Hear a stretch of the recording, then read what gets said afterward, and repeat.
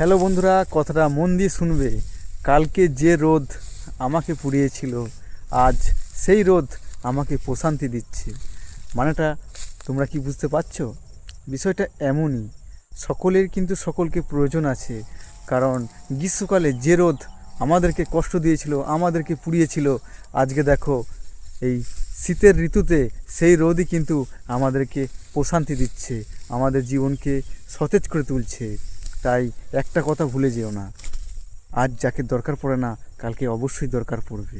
তাই আমরা যেন মিলেমিশে আবদ্ধ হয়ে থাকি, আমরা যেন একে অপরের পাশে থাকি, তবেই কিন্তু আমরা হাসিতে খুশিতে আনন্দে ভরে থাকবো। শুধু আমরা নয়, আমাদের পরিবার থাকবে, আমাদের প্রতিবেশী থাকবে। তাই আমরা সেই পথে কিন্তু হাঁটবো, আমরা সকলকে সম্মান করব। বিষয়টা এমনই।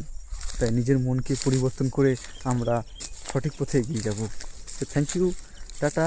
ভিডিওটা কার কেমন লাগলো একটু কমেন্টে জানাবে, কারণ তোমাদের একটা কমেন্ট আমার ভিডিওর উৎসাহিত আরও বাড়িয়ে তুলবে। ধন্যবাদ সকলকে।